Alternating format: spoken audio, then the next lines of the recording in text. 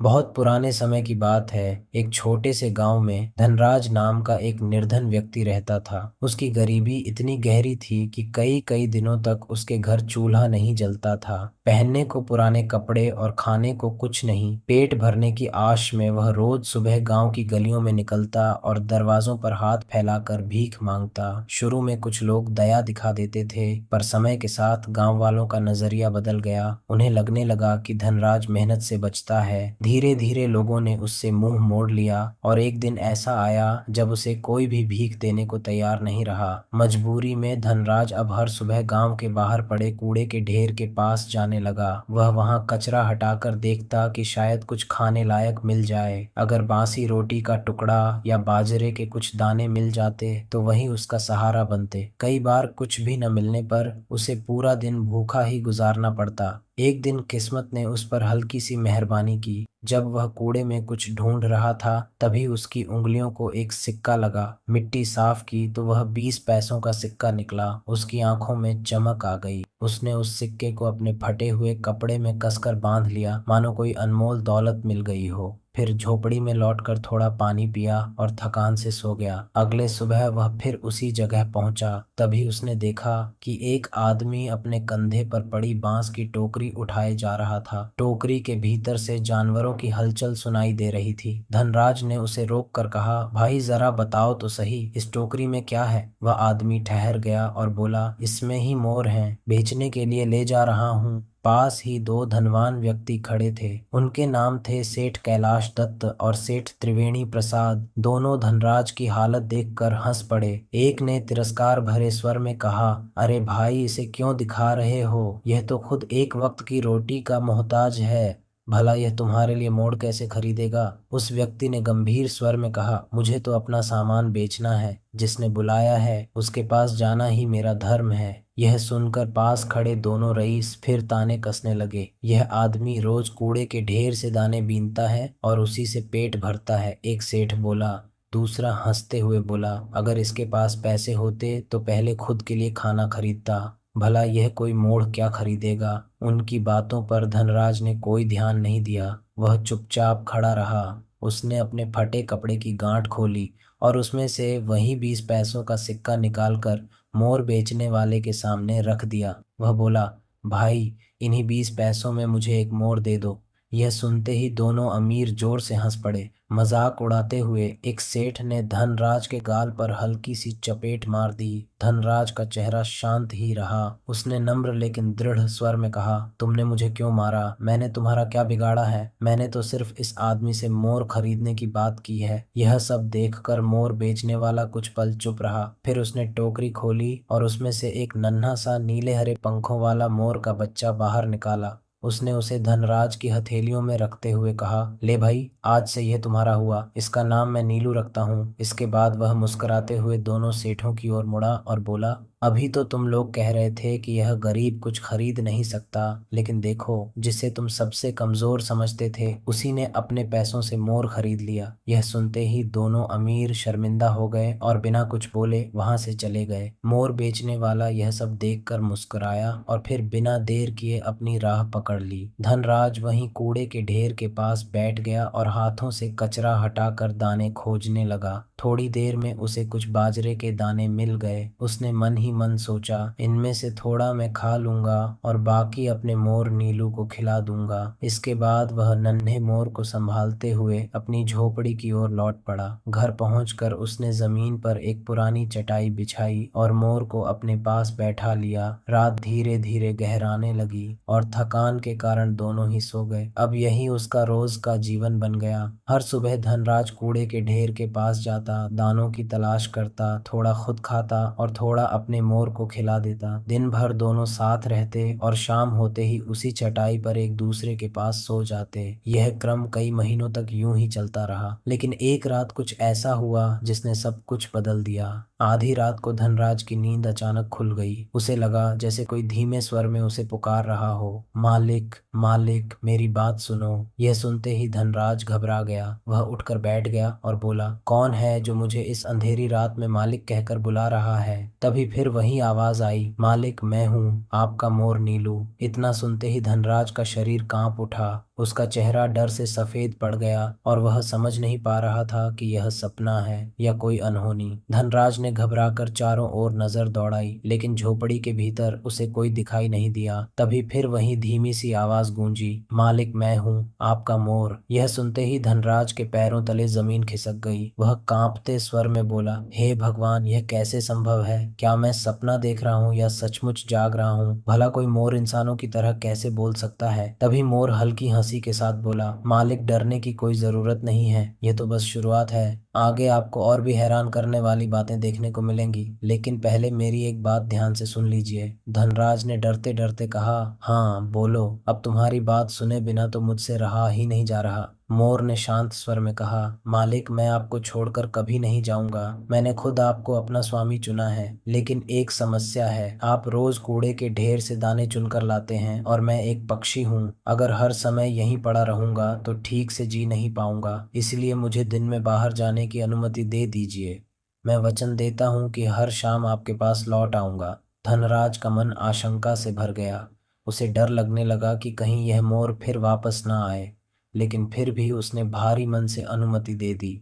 सुबह होते ही नीलू पंख फड़फड़ाता हुआ झोपड़ी से बाहर निकला। देखते ही देखते वह इतनी तेजी से उड़ता चला गया कि धनराज की आंखों से ओझल हो गया। ये दृश्य देखकर धनराज फूट फूट कर रोने लगा। हे भगवान, आज मेरा मोर मुझे छोड़कर चला गया। वह विलाप करने लगा। उसका रोना सुनकर पड़ोसी जमा हो गए। उसकी हालत देखकर वे हंसने लगे। एक ने ताना मारते हुए कहा, तू तो सचमुच बड़ा मूर्ख है। अगर कभी तेरे हाथ पैसे भी आ गए तो खाने के बजाय तू जानवर ही खरीदेगा और फिर उसे ऐसे ही भगा देगा। उनकी बातों का धनराज ने कोई जवाब नहीं दिया। वह चुपचाप सिर झुकाए फिर से कूड़े के ढेर की ओर दाने खोजने निकल पड़ा। उस दिन उसकी झोपड़ी उसे पहले से कहीं ज्यादा सूनी और उदास लग रही थी। लेकिन जैसे ही शाम ढली, अचानक दरवाजे पर हल्की सी खटखट हुई। धनराज ने जैसे ही दरवाजा खोला तो सामने नीलू पंख समेटे खड़ा था। उसे देखते ही धनराज की आंखों से खुशी के आंसू बहने लगे। वह बोला, अरे मेरे नीलू, तू सचमुच लौट आया। मोर मुस्कुराते हुए बोला,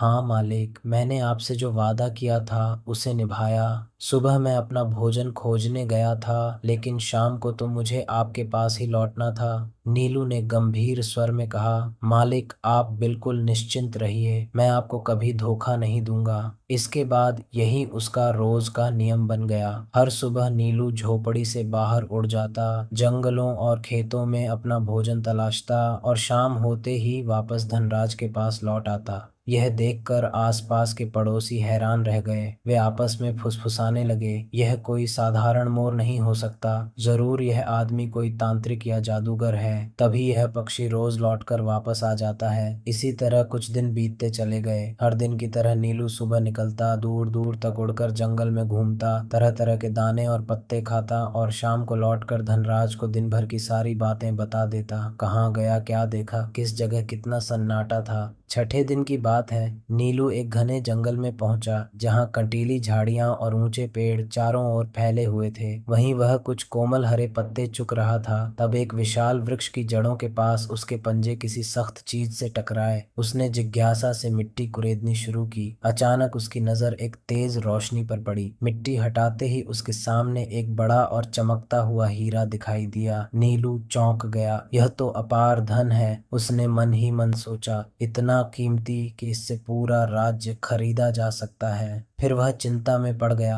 अगर मैं यह हीरा अपने मालिक धनराज को दे दूं तो लोग उस पर हमला कर देंगे। सब पूछेंगे कि इतना गरीब आदमी इतना बड़ा हीरा कहाँ से लाया। अगर वह कहेगा कि रास्ते में पड़ा मिला तो कोई यकीन नहीं करेगा। लोग उसे चोर समझ लेंगे या मार डालेंगे। नीलू ने निश्चय किया, मैं अपने मालिक को ऐसी मुसीबत में नहीं डाल सकता। ये हीरा किसी बड़े राजा को देना ही सही होगा, ताकि इसका सही उपयोग हो सके। ये सोचकर उसने उस हीरे को एक बड़े हरे पत्ते में लपेटा। नीलू ने अपनी चोंच में दबाया और जंगल से बाहर उड़ चला। वह लगातार उड़ता रहा। एक जंगल पार किया, फिर दूसरा, फिर कई छोटे बड़े नगर उसके नीचे से निकल गए। थकान से उसका शरीर टूटने लगा और अंततः वह एक सुनसान जंगल में ही उतरकर सो गया। अगले दिन भी वही हुआ। तीसरा दिन बीत गया, फिर चौथा दिन भी निकल गया। हर सुबह की तरह नीलू फिर से उड़ चला। इस बार कुछ दूरी तय करने के बाद उसे नीचे एक छोटा सा घर दिखाई दिया। वह आगे बढ़ा तो घरों की संख्या बढ़ती चली गई। थोड़ी ही देर में वह एक विशाल नगर के ऊपर पहुंच गया। शहर के बीचों बीच एक चौड़ी सड़क सीधे एक भव्य राजमहल की ओर जाती दिख रही थी। नगर के लोग हैरानी से ऊपर देखने लगे। अरे देखो, एक मोर अपनी चोंच में कुछ दबाए इतनी तेजी से उड़ता जा रहा है। लोग आपस में बातें करने लगे कि आखिर मामला क्या है। नीलू बिना रुके सीधे उस नगर के राजा महाराज सत्यवर्मा के महल तक जा पहुंचा। उस समय राजा महल के मुख्य द्वार के पास बैठकर प्रजा की बातें सुन रहे थे। नीलू ने कुछ दूरी पर उतरकर अपने चोंच में दबा हुआ पत्ते में लिपटा हीरा जमीन पर रख दिया और थकान से वहीं बैठ गया। फिर उसने पूरी ताकत से आवाज लगाई, कोई है, कोई है। राजा चौंक गए। उन्होंने सेवकों से पूछा, ये कैसी आवाज है, जाकर देखो। सेवक बाहर आए तो हैरान रह गए। महाराज, ये तो एक मोर है, उन्होंने कहा। राजा ने तुरंत आदेश दिया, तो देर किस बात की, इसे भीतर लेकर आओ। मैं इस बोलने वाले मोर को स्वयं देखना चाहता हूँ। सेवक नीलू को आदर से भीतर ले आए। नीलू धीरे धीरे महल के अंदर पहुंचा और पत्ते में लिपटा हुआ हीरा चरणों में रख दिया। सिर झुकाकर बोला, महाराज की जय हो। राजा ने प्रसन्न होकर उसे आशीर्वाद दिया और सेवकों से कहा, जल्दी से एक सुंदर कालीन और मुलायम तकिया ले आओ। हमारे अतिथि को सम्मान से बैठाओ। नीलू ने गंभीर स्वर में उत्तर दिया, महाराज, मैं आपके पास एक विशेष प्रस्ताव लेकर आया हूँ। यह हीरा मेरे स्वामी धनराज की ओर से आपको भेंट किया गया है। उन्होंने सुना है कि आपकी एक अत्यंत सुशील और सुंदर पुत्री है। उसी संबंध में यह छोटी सी भेंट स्वीकार करने की विनती है। दोस्तों, जैसे ही महाराज सत्यवर्मा की नजर उस हीरे पर पड़ी, वे कुछ क्षणों के लिए स्तब्ध रह गए। मन ही मन बोले, इतना विशाल और चमकदार हीरा, और यह इसे छोटी सी भेंट कह रहा है। राजा ने मुस्कुराते हुए नीलू से कहा, यह भेंट तो अत्यंत मूल्यवान है। मैं प्रसन्नता पूर्वक अपनी पुत्री का विवाह तुम्हारे स्वामी धनराज से करने को तैयार हूँ। मुझे उनसे और कुछ नहीं चाहिए। वे चाहें तो खाली हाथ भी मेरे महल आ सकते हैं। अगर उनके पास और गहने हों तो उन्हें अपने पास ही रखें। नीलू ने आदर से सिर झुकाया और बोला, महाराज, मैं आपकी यह बात अपने मालिक तक ज्यों की त्यों पहुंचा दूंगा। हम 141 दिनों के भीतर पुनः यहाँ उपस्थित होंगे। इतना कहकर उसने राजा को प्रणाम किया और महल से बाहर निकल पड़ा। उधर धनराज के दिन बड़े कठिनाई से कट रहे थे। नीलू कई दिनों से घर नहीं लौटा था। वह कभी गांव की गलियों में भटकता, कभी जंगलों में उसे खोजता फिरता। पड़ोसी उसका मजाक उड़ाते, तेरा मोड़ तो उड़ गया, हमने कहा था जानवर पालना तेरे बस की बात नहीं। एक शाम जब वह थक कर सोने की तैयारी कर रहा था, तभी दरवाजे पर हल्की सी आहट हुई। उसे देखते ही धनराज खुशी से उछल पड़ा। उसने मोर को कसकर सीने से लगा लिया। उसकी आंखों से आंसू बहने लगे। नीलू ने प्यार से कहा, मालिक, अब बस कीजिए, मेरे लिए इतना मत रोइए। मैं आपके लिए बहुत बड़ी खुशखबरी लेकर आया हूँ। धनराज ने कांपते स्वर में कहा, मैं तो समझ बैठा था कि तू इस दुनिया में नहीं रहा। जल्दी बता, क्या खबर लाया है। नीलू बोला, मालिक, पहले धैर्य रखिए और मेरी हर बात ध्यान से सुनिए। मैंने आपके लिए एक बहुत महत्वपूर्ण काम किया है। अब आपको वही करना होगा जो मैं कहूँ। धनराज बिना सोचे बोले, तुम जो कहोगे मैं वही करूँगा। अगर कहो तो पहाड़ से भी कूद जाऊंगा, लेकिन तुम्हारी बात नहीं टालूंगा। नीलू हंसते हुए बोला, इतना बड़ा बलिदान नहीं चाहिए। बस कल सुबह मेरे साथ चलना है। मैं आगे आगे रहूंगा, आप मेरे पीछे चलिए, बाकी सब मैं संभाल लूंगा। उस रात दोनों गहरी नींद में सो गए। सुबह होते ही नीलू आगे आगे उड़ने लगा और धनराज उसके पीछे पीछे चल पड़ा। वे लगातार 5 दिनों तक घने जंगलों से गुजरते रहे। 5वें दिन वे एक शांत नदी के किनारे पहुंचे। वहां पहुंचकर नीलू बोला, मालिक, अब आप यहीं विश्राम कीजिए। नीलू की बात मानकर धनराज वहीं जमीन पर लेट गया। अचानक नीलू का व्यवहार बदल गया। वह धनराज के चारों ओर घूमने लगा और फिर अपनी चोंच से उसे जोर जोर से मारने लगा। धनराज दर्द से कराह उठा। रुको रुको नीलू, मुझे क्यों मार रहे हो। नीलू तुरंत रुक गया और गंभीर स्वर में बोला, मालिक, अब बस इतना ही, लेकिन मेरी एक बात ध्यान से सुनिए। जब तक मैं वापस ना आ जाऊं आप यहीं लेटे रहिए, जरा भी हिलना मत। इतना कहकर नीलू पंख फड़फड़ाता हुआ वहां से उड़ गया। उधर सुबह का पूरा विश्वास था कि आज उनके होने वाले दामाद धनराज अपनी बारात लेकर नगर में प्रवेश करेंगे। तभी पहरेदारों ने देखा कि वहीं प्रसिद्ध मोर नगर की ओर आता दिखाई दे रहा है। वे तुरंत दौड़ते हुए राजा के पास पहुंचे। महाराज, महाराज, धनराज के दूत नीलू को हमने आते देखा है। राजा स्वयं नगर के बाहर उसके स्वागत के लिए निकल पड़े, लेकिन जैसे ही उन्होंने नीलू को अकेला आते देखा, उनके चेहरे पर चिंता छा गई। उन्होंने व्याकुल होकर पूछा, क्या सब ठीक है? तुम्हारे स्वामी कहाँ हैं? नीलू ने उदास स्वर में उत्तर दिया, महाराज आज बहुत अनर्थ हो गया। रास्ते में डाकुओं ने हमारे काफिले को घेर लिया, मेरे मालिक को बुरी तरह पीटा, जो कुछ उनके पास था सब लूट लिया, यहाँ तक कि उनके वस्त्र भी छीन लिए गए। ये सुनते ही महाराज सत्यवर्मा का हृदय व्यथित हो उठा। यह तो बहुत अन्याय हुआ, उन्होंने कहा। हमें तुरंत उनकी सहायता करनी चाहिए। वे इस समय कहाँ हैं? राजा ने फौरन आदेश दिया, अस्तबल से हमारे सबसे उत्तम घोड़े लाए जाएं,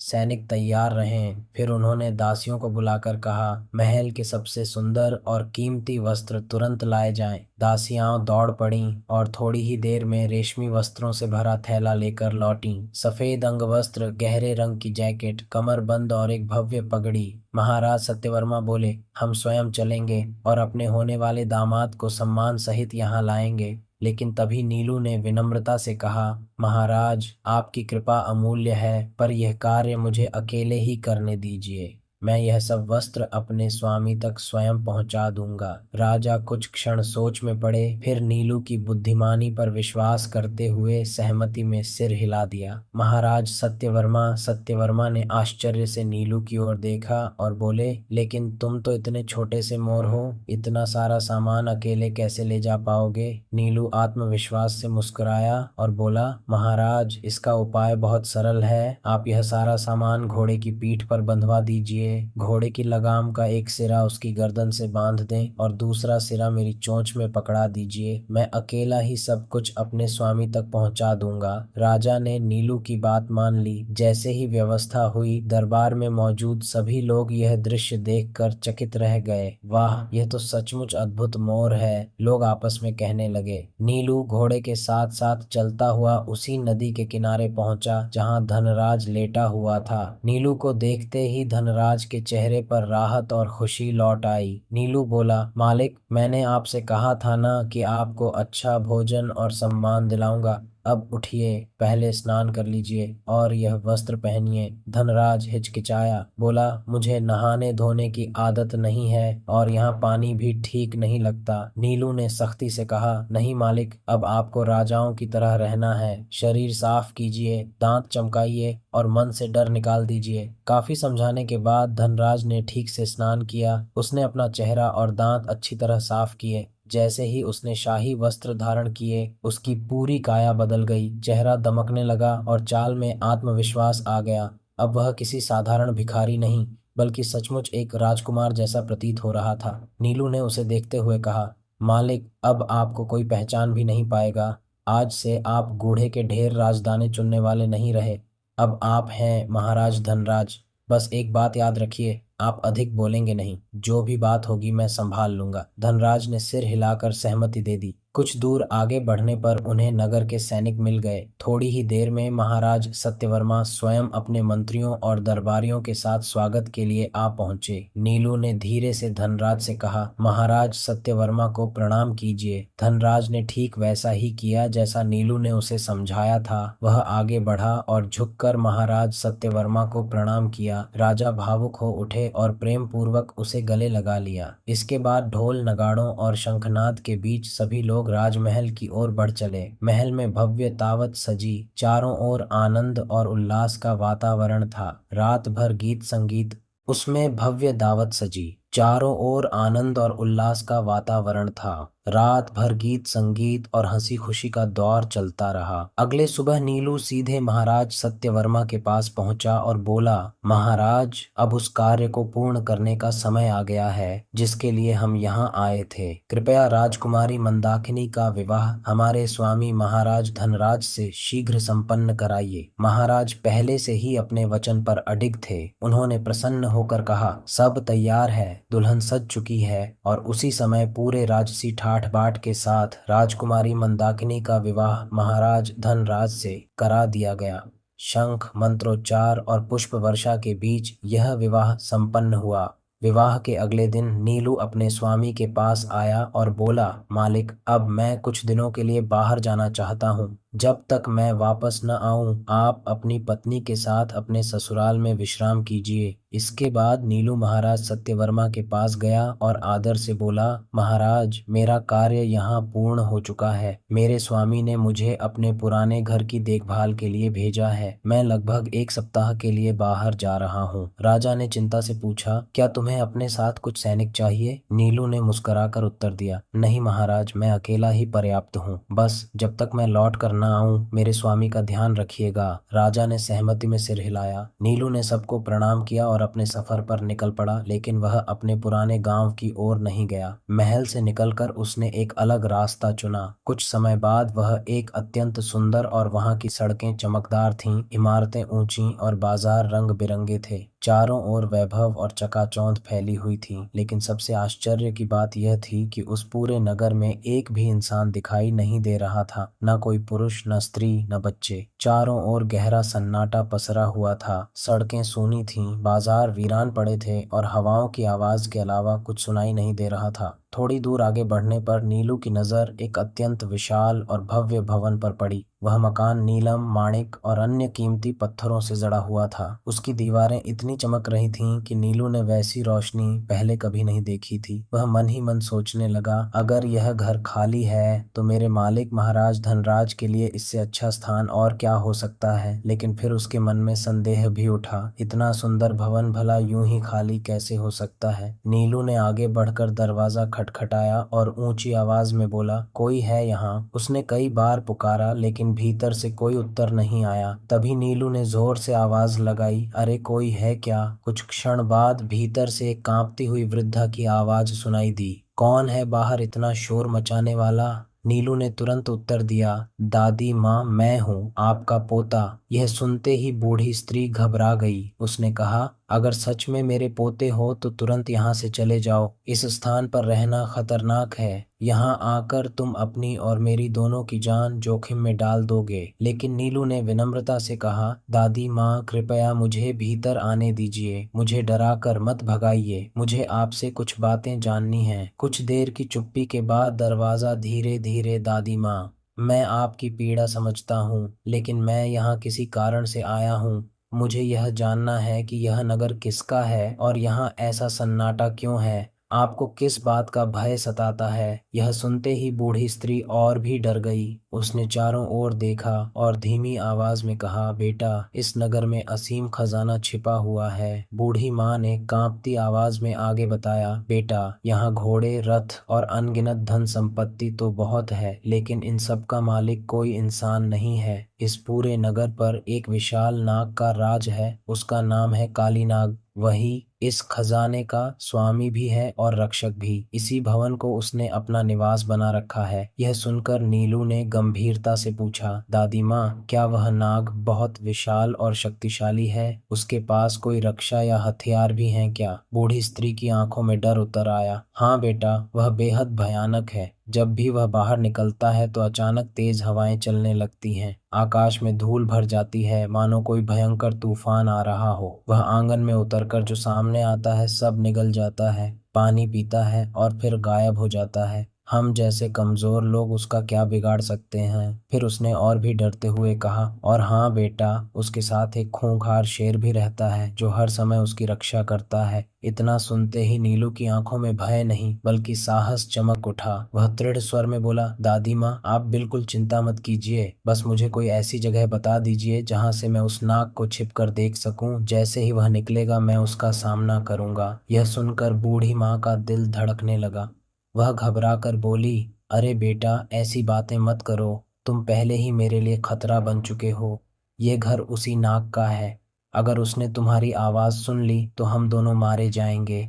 मैं तो यहाँ चुपचाप बर्तन मांजती हूँ और डर के साए में जीती हूँ। लेकिन नीलू ने वीरता से कहा, दादी माँ, बस आप मुझे एक तेज धार वाली तलवार दे दीजिए, बाकी सब मैं संभाल लूंगा। बहुत डरते डरते बूढ़ी माँ भीतर गई और कुछ देर बाद एक चमकती हुई धारदार तलवार लेकर लौटी। उसे नीलू के सामने रखते हुए बोली, हम पहले ही बहुत दुख झेल चुके हैं, लेकिन अगर तुमने ठान ही लिया है तो यह तलवार ले लो, भगवान तुम्हारी रक्षा करे। उसी क्षण बाहर अचानक तेज हवा चलने लगी, आंगन में धूल के बादल उठने लगे, पेड़ झुकने लगे और वातावरण भयावह हो गया। ऐसा प्रतीत हुआ मानो कोई प्रलयंकारी आंधी आ रही हो। बूढ़ी माँ डर के मारे चीख पड़ी, सुना तुमने? यही वही संकेत है, काली नाग आ रहा है। नीलू बिल्कुल भी विचलित नहीं हुआ। उसने आत्मविश्वास से कहा, दादी माँ, अगर वह बड़ा और शक्तिशाली है तो मेरा साहस उससे भी बड़ा है। अभी मैं घर के भीतर हूँ और अंदर से लड़ने का मुझे पूरा लाभ मिलेगा। इस मकान में अब या तो वहीं रहेगा या फिर मैं। इतना कहकर नीलू ने तलवार को कसकर थाम लिया और दरवाजे की चौखट पर डट कर खड़ा हो गया। अब जो होने वाला था वह टल नहीं सकता था। बूढ़ी दादी डर के मारे कांप रही थी। वह बार बार नीलू से विनती कर रही थी। फट फट कर खड़ा हो गया। अब जो होने वाला था वह टल नहीं सकता था। बूढ़ी दादी डर के मारे कांप रही थीं। वह बार बार नीलू से विनती कर रही थीं, बेटा, यही वह भयानक नाग है जिसने तलवार और ढाल से लैस न जाने कितने वीर योद्धाओं को मार डाला है। तू तो एक छोटा सा पक्षी है, इसका सामना कैसे करेगा? नीलू झुंझलाकर बोला, दादी माँ, कृपया चुप रहिए। किसी चीज को देखकर उसके सामर्थ्य का अनुमान मत लगाइए। थोड़ा धैर्य रखिए, फिर देखिए आगे क्या होता है। कुछ ही क्षणों में आंगन में तेज हवाएं चलने लगीं। धूल का गुब्बार उठ गया और वातावरण भयावह हो गया। तभी 7 सिरों वाला काली नाग सरसराता हुआ आंगन में घुस आया था। उसने इधर उधर रखे बर्तनों में पड़ा सारा भोजन निगल लिया। फिर वह दरवाजे के पास आकर हुंफकारते हुए बोला, आज घर के भीतर से कोई अनजानी गंध क्यों आ रही है? बूढ़ी दादी डरते डरते बोली, नहीं नहीं, कोई नई गंध नहीं है। शायद सुबह मैंने अपने कपड़ों पर थोड़ा इत्र लगा लिया था, उसी की खुशबू होगी। उसी समय नीलू दरवाजे की ओट में तलवार लिए तैयार खड़ा था। जैसे ही काली नाग ने अपना पहला सिर भीतर डाला, नीलू ने बिजली की गति से वार किया और उसका एक सिर अलग हो गया। नाग तड़प उठा और दूसरा सिर भीतर घुस आया, वह भी कट गया। तीसरा सिर आया, वह भी धराशायी हो गया। क्रोधित होकर काली नाग ने चौथा और पांचवा सिर झोंक दिया, लेकिन नीलू ने बिना रुके उन्हें भी काट गिराया। छठा सिर भीतर लाते हुए नाग करचा, कौन है जो मुझे ललकार रहा है? उत्तर देने से पहले ही नीलू ने छठा सिर भी अलग कर दिया। अब केवल 7वां सिर शेष था। नीलू ने गर्जते हुए कहा, तेरा समय अब समाप्त हो चुका है। तूने बहुतों को डराया है, लेकिन इस द्वार पर तेरा अंत निश्चित है। इतना कहते ही उसने अंतिम प्रहार किया और 7वां सिर भी धड़ से अलग हो गया। काली नाग जमीन पर तड़पता रहा और कुछ ही पलों में निशब्द हो गया। यह युद्ध इतना भयानक था कि विजय के बाद नीलू का शरीर जवाब दे गया। वह थकान और चोटों के कारण वहीं गिर पड़ा और बेहोश हो गया। 70 वर्ष की वह बूढ़ी दादी खुशी से बच्चों की तरह उछलने लगी। वह ताली बजाकर नाचते हुए बोली, हे भगवान, कौन सोच सकता था कि इतना छोटा सा मोर इतना बड़ा और असंभव काम कर दिखाएगा। वह तुरंत भीतर से पानी लेकर आई और नीलू के ऊपर छींटे मारने लगी। कभी उसका सिर हल्के से हिलाती, कभी उसके पंख सहलाती, जब तक नीलू को छींक नहीं आ गई। वह रुकी नहीं। कुछ ही देर में नीलू की आंखें खुलीं और उसे होश आने लगा। दादी ने उसे सीने से लगाकर कहा, बेटा, तू तो सच में मेरा सगा पोता निकला। तूने काली नाग का अंत कर दिया। आज यह नगर उसके आतंक से मुक्त हो गया। नीलू ने धीरे से उठते हुए कहा, दादी माँ, अब मुझे इस पूरे भवन के हर हिस्से को देखना है। दादी उसे ऊपर से नीचे तक पूरे महल में घुमा लाई। हर कक्ष में अपार धन संपत्ति भरी हुई थी। सोने चांदी के ढेर, कीमती रत्न, बहुमूल्य भोजन और वस्त्र। लेकिन सबसे चौंकाने वाली बात यह थी कि कई कक्षों में पुरुष और स्त्रियां कैद थे, जिन्हें काली नाग ने वर्षों से बंधी बनाकर रखा था। नीलू ने गंभीर स्वर में कहा, दादी माँ, अब यह सारा खजाना और यह नगर मेरे स्वामी महाराज धनराज का है। जब तक मैं उन्हें यहाँ लेकर न आऊं, आप सबकी देखभाल करें और इन लोगों को सुरक्षित रखें। नीलू वहाँ 3 दिनों तक रुका। वह नगर की व्यवस्था देखता रहा, लोगों को ढाढ़स बंधाता रहा और खजाने की सुरक्षा सुनिश्चित करता रहा। चौथे दिन वह अपने स्वामी के पास लौटने के लिए निकल पड़ा। जब नीलू वापस पहुंचा तो धनराज उसे देखकर अत्यंत प्रसन्न हो गया। इतने दिनों से वह अकेलेपन में टूट चुका था। नीलू को सामने देखकर उसकी आंखें भर आईं। नीलू बोला, मालिक, अब बस कुछ ही दिन बाकी हैं। 4 दिनों बाद आपको अपनी पत्नी राजकुमारी मंदाकिनी के साथ अपने नए घर चलना है। मैंने आपके लिए सब कुछ तैयार कर दिया है। देखिए महाराज, यही हमारा नया नगर है और सामने जो वह विशाल भवन दिख रहा है वही अब आपका महल है। जैसे ही काफिला महल के भीतर पहुंचा, वही बूढ़ी दादी खुशी से नाचने लगी, जैसे पहले काली नाग के मारे जाने पर नाची थी। नीलू मुस्कुराकर बोला, दादी माँ, यह सब मेरे स्वामी महाराज धनराज की शक्ति और भाग्य का फल है। असली सम्मान उन्हीं को मिलना चाहिए। दादी ने हाथ जोड़कर महाराज धनराज से क्षमा मांगी कि वह पहले उन्हें पहचान नहीं पाई। इसके बाद नीलू महाराज धनराज को पूरा महल दिखाने ले गया, ऊपर से नीचे तक, हर कक्ष, हर आंगन। महाराज धनराज ने तुरंत आदेश दिया, सारे कमरों की अच्छे से सफाई कर दी जाए, कुर्सियां, मेज और दरवाजे चमकाए जाएं। जिन लोगों को नाग ने कैद कर रखा था उन्हें तुरंत मुक्त किया जाए और घोड़ों को खुले मैदान में हरी घास चरने के लिए छोड़ दिया जाए। कुछ ही समय में नौकरों ने स्वादिष्ट भोजन भी तैयार कर लिया। सभी मेहमानों को उनके रहने की जगहें बता दी गईं। देखते ही देखते वह सूना महल जीवन और चहल पहल से भर उठा। इस तरह कुछ दिन आनंद से बीत गए। सभी लोग वहां सुख शांति से रहने लगे। एक दिन राजकुमारी मंदाकिनी की दासियों ने निवेदन किया, महाराज, अब हमें अपने घर लौटने की अनुमति दीजिए। नीलू ने पहले उन्हें रोकने की कोशिश की, फिर बोला, थोड़ा और रुक जाइए। लेकिन जब वे नहीं मानी तो नीलू ने उन्हें बहुमूल्य भेंट और उपहार देकर विदा किया। इससे उनके मन में नीलू के प्रति और भी अधिक सम्मान भर गया। एक शाम नीलू ने दादी से धीमे स्वर में कहा, दादी माँ, कभी कभी मुझे लगता है कि मेरे स्वामी बहुत भोले हैं। मैंने उनके लिए जान जोखिम में डाली, उनका जीवन बदला, नगर और खजाना दिलाया, इतना बड़ा महल दिया, लेकिन उन्होंने कभी यह नहीं पूछा कि यह सब कहाँ से आया, किसका था और मैंने यह सब कैसे पाया। वह कुछ पल चुप रहा, फिर बोला, कभी कभी मन में आता है कि शायद लोग ठीक ही कहते हैं, किसी के लिए बहुत ज्यादा अच्छा नहीं करना चाहिए, थोड़ी कठिनाई भी दिखानी चाहिए, तभी इंसान अच्छाई की कीमत समझ पाता है। नीलू ने मन ही मन सोचा, जो करना था मैंने कर दिया, अब देखता हूँ कि मेरे लिए ये लोग क्या करते हैं। समय बीतने के साथ एक कड़वा सच सामने आने लगा। महाराज धनराज अब नीलू के उपकारों को लगभग भूल चुके थे। मेभव और रानी मंदाकिनी के प्रेम में डूबकर वे दिन भर महलों के सुख में खोए रहते। नीलू, जिसने उनका भाग्य बदला था, धीरे धीरे उनकी नजरों से ओझल होता चला गया। कुछ ही दिनों बाद एक सुबह नीलू अचानक बहुत बीमार पड़ गया। उसके शरीर में तेज ज्वर था, पंख भारी हो गए थे और पैरों में असहनीय पीड़ा हो रही थी। कमजोर आवाज में उसने दादी से कहा, दादी माँ, कृपया जाकर मेरे मालिक से कह दीजिए कि मेरी हालत बहुत खराब है। दादी व्याकुल होकर ऊपर महल में पहुंची। उस समय महाराज और रानी रेशमी वस्त्रों में सजे बैठे थे। राजा ने उदासीन स्वर में पूछा, क्या बात है बुढ़िया? दादी ने रोते हुए कहा, महाराज, नीलू बहुत बीमार है, उसका शरीर दर्द से टूट रहा है, कृपया चलकर उसे देख लीजिए। यह सुनते ही रानी मंदाकिनी घबरा गई। अरे, हमारे नीलू को क्या हो गया? वे चिंतित स्वर में बोली। लेकिन महाराज धनराज हल्की हंसी हंसते हुए बोले, इसमें चिंता की क्या बात है? जानवर है, लाल बाजरे का दलिया बना दो, वही खा लेगा। रानी यह सुनकर स्तब्ध रह गई।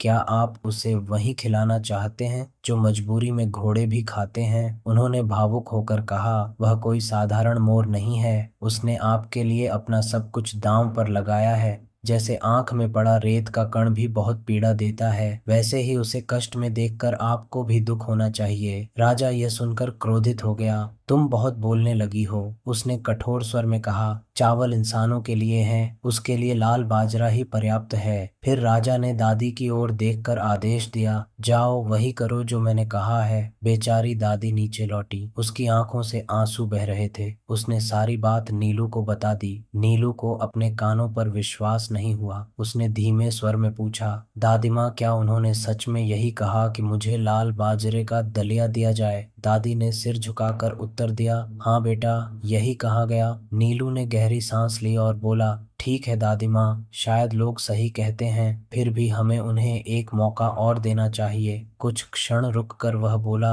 आप एक बार फिर ऊपर जाइए और उनसे कहिए कि मेरी हालत बहुत गंभीर है और मैं लाल बाजरे का दलिया नहीं खा सकता। दोस्तों, नीलू की बात सुनकर दादी एक बार फिर भारी मन से महल की सीढ़ियां चढ़ने लगीं। ऊपर राजा और रानी खिड़की के पास बैठे आपस में बातें कर रहे थे। राजा ने बिना मुड़े ही कहा, क्या बात है बुढ़िया, फिर क्यों आई हो? दादी ने डरते हुए कहा, महाराज, नीलू सचमुच बहुत अस्वस्थ है। वह लाल बाजरे का दलिया भी नहीं खा पा रहा। यह सुनते ही राजा का चेहरा तमतमा उठा। गुस्से में उसने कठोर शब्द कह दिए, जाओ और उससे साफ कह दो, अगर वह फिर कुछ बोले तो कहना कि तुम्हें कुछ दिखाई नहीं देता। अगर सुनना चाहे तो कह देना कि तुम बाहरी हो चुकी हो। अगर बोलने को कहो तो कहना कि तुम्हारी जबान ने साथ छोड़ दिया है। और अगर चलने के लिए कहे तो बोल देना कि तुम्हारे पैर जवाब दे गए हैं। समझी? उससे कोई बात नहीं करनी है, उसे वहीं पड़ा रहने दो। राजा के ये शब्द सुनकर दादी मानो पत्थर की मूर्ति बन गई। उसकी आंखें खुली की खुली रह गईं। उधर राजकुमारी मंदाकिनी की आंखों से आंसू बहने लगे। राजा ने चौंक कर पूछा,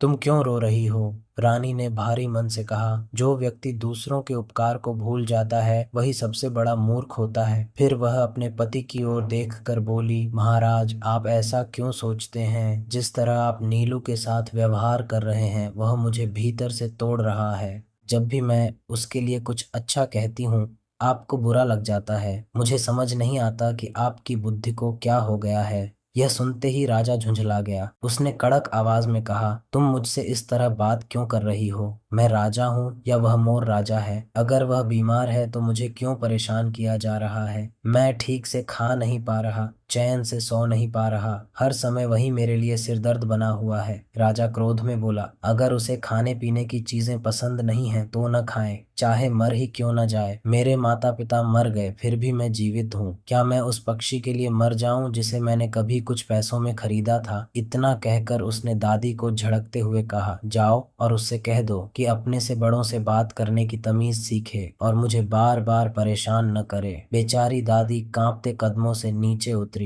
जैसे ही उसने नीलू को देखा उसका कलेजा फट गया। नीलू की चोंच के कोने से खून रिस रहा था। यह दृश्य देखकर दादी फूट फूट कर रो पड़ी। वह बोली, बेटा, तूने उस राजा के लिए क्या क्या नहीं किया, लगता है सब व्यर्थ चला गया। नीलू ने कमजोर स्वर में कहा, दादी माँ, अब मैं मर रहा हूँ, बीमारी से नहीं बल्कि इंसान की बेवफाई और कृतज्ञता से। जिस व्यक्ति के लिए मैंने अपना सब कुछ दांव पर लगा दिया वही आज मुझे ठुकरा रहा है। कुछ क्षण रुककर नीलू ने फिर कहा, दादी माँ, एक बार और ऊपर जाइए, उनसे कहिए कि मेरी हालत बहुत बिगड़ चुकी है, शायद अब मेरे पास ज्यादा समय नहीं बचा। दादी फिर ऊपर पहुंची। उस समय राजा अपनी पत्नी से बातें कर रहा था। दादी के मुंह खोलते ही राजा भड़क उठा, मैं कितनी बार कह चुका हूँ कि मुझे तंग मत करो। अगर वह मरना चाहता है तो 100 बार मरे, मुझे कोई फर्क नहीं पड़ता, मर जाने दो उसे। यह सुनकर राजकुमारी मंदाकिनी का हृदय कांप उठा। उसकी आंखों से आंसू बहने लगे।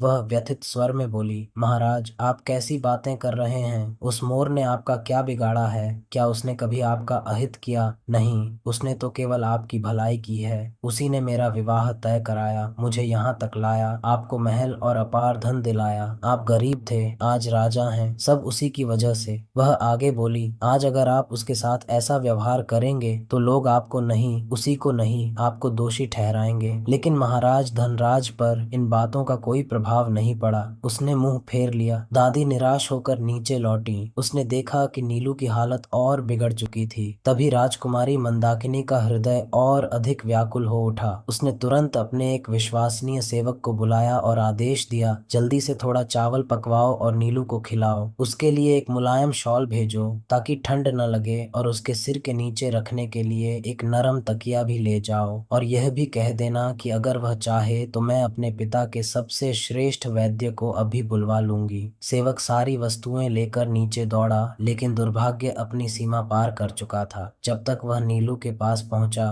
भाग्य अपनी सीमा पार कर चुका था। जब तक वह नीलू के पास पहुंचा बहुत देर हो चुकी थी। नीलू निश्चल पड़ा था, उसकी सांसें थम चुकी थीं। जिसने एक नगर को आजाद कराया, खजाने लौटाए, राजा बनाया, वही नीलू अब इस संसार से विदा हो चुका था। जैसे ही यह समाचार फैला कि नीलू नहीं रहा, पूरे महल में कोहराम मच गया। नौकर, दासियाओं, सैनिक सब भागते हुए आए। कोई रो रहा था, कोई सिर पीट रहा था। शोक का ऐसा दृश्य था मानो कोई महान आत्मा इस दुनिया से चली गई हो। लेकिन महाराज धनराज पर इस सब का कोई असर नहीं पड़ा। वह उदासीन स्वर में बोला, इतना शोर क्यों मचा रखा है? वह तो बस एक छोटा सा पक्षी था जिसे मैंने कभी मामूली पैसों में खरीदा था। तुम लोगों का रोना देखकर तो ऐसा लग रहा है जैसे कोई राजा मर गया हो। उसके शब्द सुनकर राजकुमारी मंदाकिनी फूट फूट कर रो पड़ी। वह कांपती आवाज में बोली, नहीं महाराज, वह कोई साधारण मोर नहीं था। वही नीलू था जिसने आपके लिए सब कुछ त्याग दिया। वही आपके भाग्य का रक्षक था। वही आपका सच्चा मित्र था। राजकुमारी मंदाकिनी रोते हुए बोली, महाराज, वही नीलू था जिसने मेरे लिए आपका हाथ मांगा था। वही मुझे मेरे पिता के घर से यहाँ तक लेकर आया। आपके पास जो भी वैभव, महल और संपत्ति है, सब उसी की देन है। उसने हर कदम पर आपकी रक्षा की, हर संकट में आपका साथ दिया, और आपने बदले में उसे क्या दिया? कठोर शब्द, अपमान और अंत में उपेक्षा। उसकी आवाज भर्रा गई। और जब वह मर गया तो आपने अपने सेवकों को उसका शरीर कुएं में फेंक देने का आदेश दे दिया। अब हम सब उसके लिए केवल आंसू ही बहा सकते हैं। राजा धनराज ने बेरुखी से आदेश दोहराया, उस मोर के शरीर को कुएं में डाल दिया जाए। जिस नीलू ने अपने स्वामी के लिए सब कुछ त्याग दिया था, उसका यही अंत हुआ। राजकुमारी मंदाकिनी का हृदय टूट चुका था। उसी क्षण उसने अपने पिता महाराज सत्यवर्मा को एक पत्र लिखा और अपने विश्वास पात्र दूध के हाथ भेज दिया। पत्र पढ़ते ही महाराज सत्यवर्मा बिना देर किए अपनी बेटी से मिलने चल पड़े। जब वे महल पहुंचे तो उन्हें झात हुआ कि नीलू की मृत्यु हो चुकी है और उसका शरीर कुएं में फेंक दिया गया है। यह सुनते ही महाराज सत्यवर्मा, राजकुमारी और साथ आए सभी लोग फूट फूट कर रो पड़े। वे तुरंत कुएं के पास पहुंचे और सब ने मिलकर नीलू के शरीर को बाहर निकाला। फिर नगर से बाहर एक शांत स्थान पर उसे पूरे सम्मान और विधि विधान से दफनाया गया। उसी रात राजकुमारी मंदाकिनी ने स्वप्न देखा कि वह अपने पिता के महल में है। सुबह जब उसकी आंख खुली तो उसने पाया कि यह सपना नहीं था। वह सचमुच अपने पिता के घर में अपने पुराने कक्ष में सुरक्षित सो रही थी। उधर उसी रात महाराज धनराज को भी एक विचित्र स्वप्न आया। उसने देखा कि वह फिर से कूड़े के ढेर पर झुका हुआ बाजरे के दाने खोज रहा है। जब सुबह उसकी नींद खुली तो उसने पाया कि उसके हाथ धूल और मिट्टी से सने हुए हैं। चारों ओर वही पुराना उजाड़ स्थान था। वह सचमुच उसी कूड़े के ढेर के पास खड़ा था। वह घबरा गया, पागलों की तरह इधर उधर देखने लगा और चिल्लाया, यह क्या हो गया? मैं यहाँ कैसे आ गया? मेरे साथ यह सब किसने किया? उसी समय कुछ बच्चे उधर से गुजरे। उसे देखकर वे हंसने लगे और बोले, अरे तुम अब तक जिंदा हो, हमें तो लगा था कि तुम कब के मर चुके हो। इस तरह राजकुमारी मंदाकिनी अपने पिता के संरक्षण में सुरक्षित और सुखी जीवन जीने लगी। और वहीं दूसरी ओर कृतज्ञ राजा अपना सब कुछ खोकर फिर से वही पुराना भिखारी बन गया जो कूड़े के ढेर पर बैठकर दाने बीनता था। वह अभागा व्यक्ति फिर उसी तरह दिन रात कूड़े के ढेर के पास दाने बीनता रहा। समय बीतता गया और एक दिन भूख, कमजोरी और पश्चाताप के बोझ तले दबकर वहीं उसकी मृत्यु हो गई। न कोई अपना था, न कोई शोक मनाने वाला। दोस्तों, आपको यह कहानी कैसी लगी, ये हमें कमेंट में ज़रूर बताइए। वीडियो को लाइक करना ना भूलें और इसे अपने दोस्तों और परिवार के साथ शेयर ज़रूर करें। ओम साई राम राज नायक।